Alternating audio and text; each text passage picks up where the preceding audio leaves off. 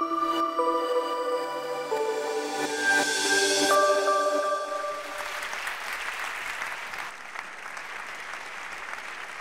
going to tell you about a story, my story. It's a journey that I went on that I didn't know I was actually on till it hit me right in the face. 4 years ago, I was diagnosed with idiopathic intracranial hypertension. I know it sounds like a mouthful to say, and I actually took a while to rehearse this. But IIH is a neurological disorder, and it means that there's a high pressure in my skull. Idiopathic means that the cause of the raised pressure is unknown. Unknown. Now, I'm not a doctor, so I'm not even going to attempt to pronounce this word. So for now, we're going to call it CSF. CSF is the clear, liquidy fluid that cushions your brain. My body was producing way too much CSF. And in that moment, I found myself in a hospital for days, turned weeks, turned months. I hated it. The headaches, vomiting, stiff neck. It felt like someone was constantly drilling into my head.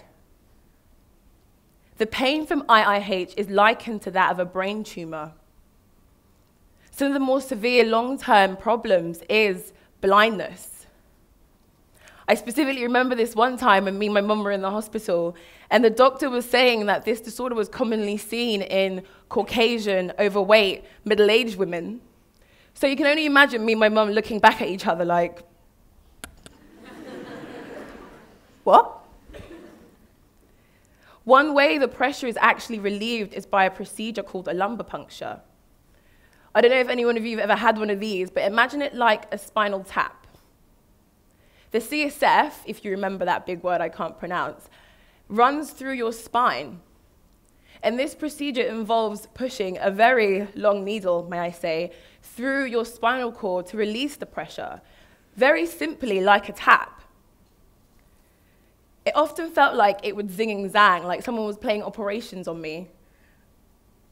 With no idea as to why I was going through such pain, such procedures with a disorder that was unknown, I started to blame myself. Was I that stressed from university? Was I overweight? Did I go out too much? It was my fault. It was you, Nicole. You did this to yourself. In my self-blame, I began to isolate myself. I didn't want to see anyone, speak to anyone. I found a dark hole of self-pity and anguish, and do you know what? It felt like home. Within this darkness, I continued to blame myself, and that led to self-affliction, and self-affliction led to self-harm. I became anxious of the concept of being ill again, or even going back to hospital.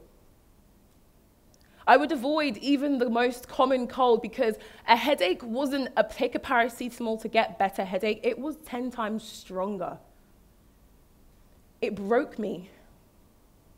Sometimes I couldn't even leave my own house.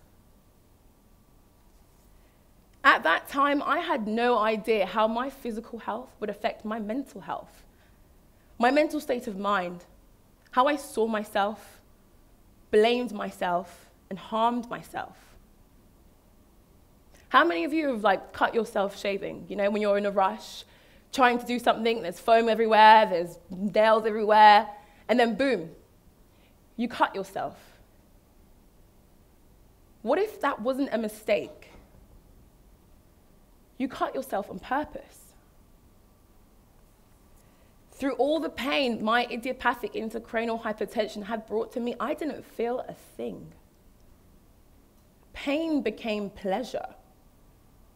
Every time I peeled away at my skin, I would peel away at my issues in an attempt to resolve them. But those problems were still there.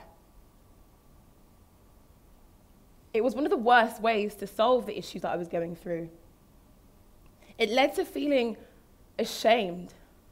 I would wear long-sleeve clothes and turtlenecks to hide my scars. I was scared. I was. And most of all, I was disgusted with myself. Too embarrassed to tell my friends and family, I found comfort in the company of strangers. Speaking to other young Black women became my fix. These conversations became the catalyst of everything I was about to do next.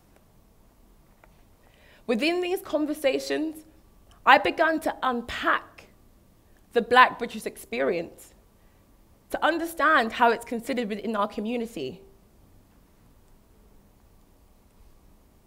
A long-standing stigma of mental health comes from a deep-rooted cultural understanding of our mentality. Where I come from, if you have a mental health issue, it means you've got a evil spirit inside of you. For many, the expectation of being strong is a burden too strong for us to carry. Everyone expects me to be strong all the time. I'm tired and I'm weak. In the UK, Black Caribbean and Black Africans 16 to 64 years of age are twice as likely to be diagnosed with a psychotic disorder compared to white adults. Twice as likely. So with this troubling statistic, combined with the conversations being had, I set out to unmask the truths about our mental health, to further unpack the Black British experience.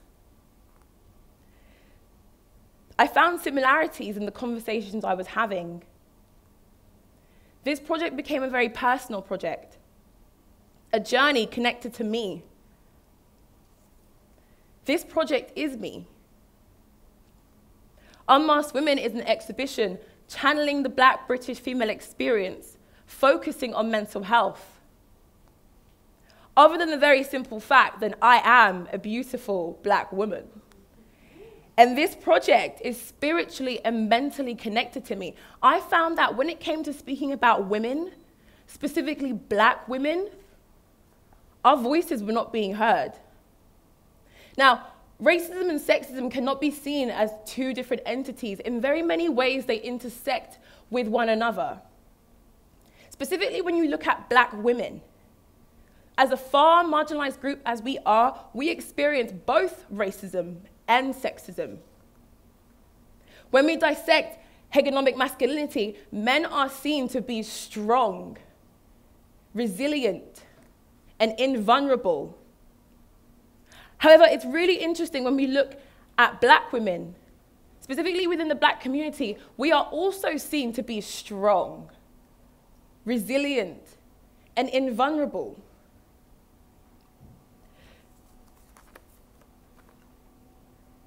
I've always found that with creativity and art, there is no right or wrong. It's whatever you want it to be. We understand art because it makes us feel a certain way, either in that moment or later in our lives. Art is subjective. In his book titled Art, British art critic Clive Bell theorized that the emotion that one feels when he or she sees a work of art is subjective. For it to be art, it needs to produce aesthetic emotion. For many, art is a healing tool, a way to cater and look after our psychological well-being. However, for Black women, one way we are voicing our experience is by explaining and exploring our Black identity through our art. Photographer Adama Jola explores the notion of the Black female identity by looking into the Black hair culture. Her project, Identity, is about Black hair salons in South London. The series allows us to celebrate our features, which are usually targets for microaggressions. You know, the everyday slurs and insults, either intentional or unintentional, that Black women deal with on a daily basis. Having to suppress these comments in everything that we do puts a massive strain on our well-being. This is just one example of how the Black experience caters to our mental well-being. To be able to break down the stigma of mental health, create an open conversation, and creatively explore the Black experience, art plays a pivotal role in creating a safe, open platform. When we combine something that we don't really understand with an art form that we can understand, we unearth a beautiful dialogue which cannot be ignored. We must continue to push this conversation further, create more art that speaks volumes to our issues. Very simply, do more. If my personal journey has taught me anything, it's that my physical health is just as important as my mental health. In fact, how can we even separate the two? We need to normalize how we see mental health, so others don't feel scared and ashamed to come and talk about their issues. Let's create a world where it's okay not to be okay. Hi, my name is Nicole Crentsil. I am not okay, but that is okay. Thank you very much.